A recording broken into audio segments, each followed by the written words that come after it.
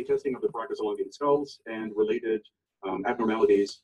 Bonjour, c'est Brian Foster en direct de Paracas au Pérou et voici le résumé conclusion des analyses génétiques des crânes qui ont été faites Found by medical professionals in par des professionnels de médecins. the skulls themselves.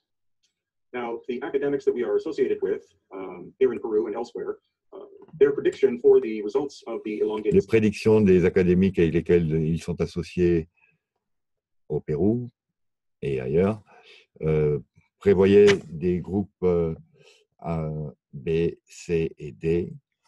Or, les résultats ont amené, par surprise, des groupes B, U2, E, K, G et H, que l'on retrouve ordinairement plutôt issus de la Caspienne, de la mer Noire, de la Crimée. skull testing, which we had 18 different skulls tested, was that the haplogroups that would be found would be A, Il y avait 18 crânes qui ont été testés, C, or D, because those are the haplogroups of the Native American people whose ancestors crossed over the very land bridge 12,000 plus years ago.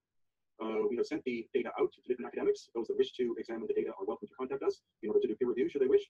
But I think they will be somewhat disturbed with the fact that some of the haplogroups, the mitochondrial DNA that came back, were in fact, a few were B, which is typical Native American, but other ones that showed up included U2E, K, J, and H. And the commonality of those are they were all found around the Black Sea and Crimea area. Also, the largest elongated skulls in the world, aside from the Paracas, have been found in the Black Sea and Crimea area. So I'm now working on that relationship. There must have been some kind of maritime movement 3,000 plus years ago.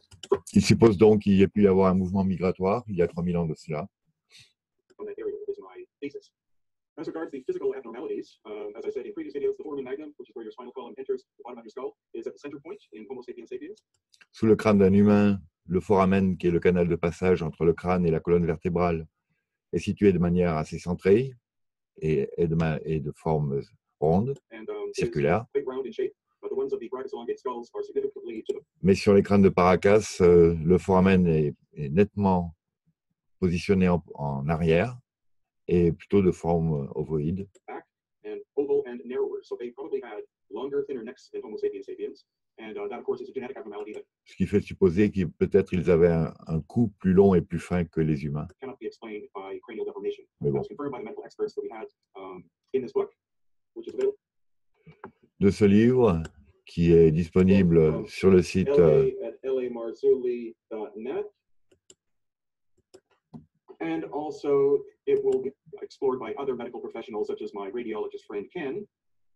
And then also there are things called foramen ovali, I believe they're called, which are up and inside here in the skull. That is where nerve and blood flow comes out to feed the face, and that gives us our facial expressions. They seem to be il y a aussi deux trous que les humains possèdent, qui sont situés sous la mandibule, qui permettent l'irrigation et l'innervation faciale, qui n'existent pas sur les crânes de Paracas. Par contre, eux, on possède en partie postérieure du crâne deux orifices aussi, qui permettent justement d'irriguer leurs hémisphères, qui sont particulièrement développés et allongés.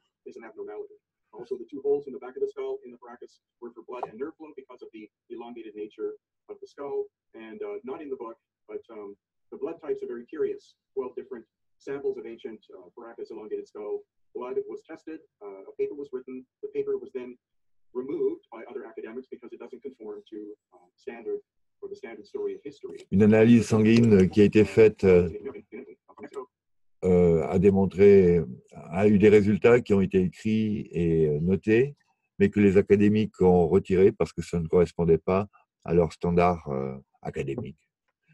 Donc, il est hors de question que ces échantillons puissent être eux-mêmes. Donc, on va toujours remettre en cause les analyses dans ces cas-là.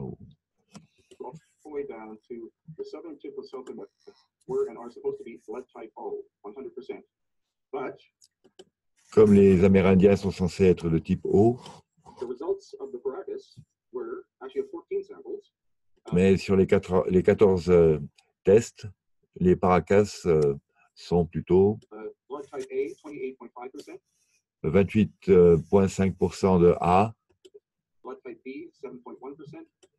7,5% de B, blood type AB, which is the rarest on the planet, 21.4%, and 21,4% de AB, qui est pourtant le plus rare sur la planète, only 43% were blood type O.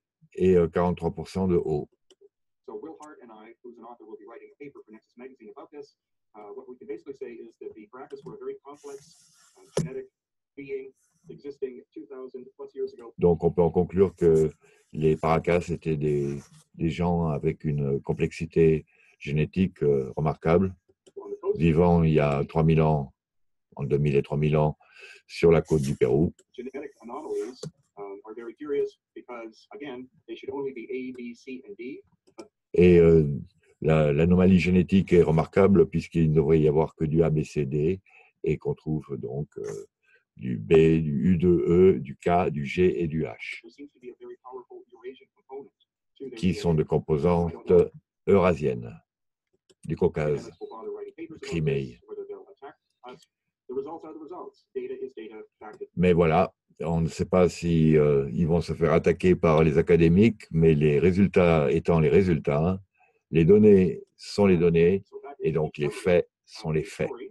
And again, if you want the full story, you have to. Donc, si vous voulez toute l'histoire, il faut que vous acquériez These are the experts, ce livre. and it will be available in March via la@lamarzulli.net. So À LA,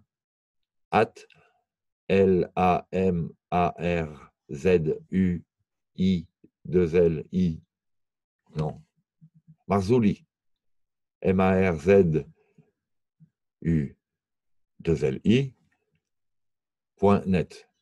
for now, still exploring the Paracas. This is Brian Forster in Paracas, Peru.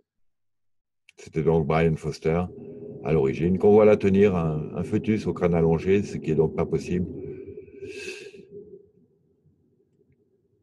d'après la théorie de l'aplatissement par plaquettes. Voici donc la vignette de l'adresse internet où on peut acquérir le livre. Bien, je vous remercie de votre attention. À bientôt.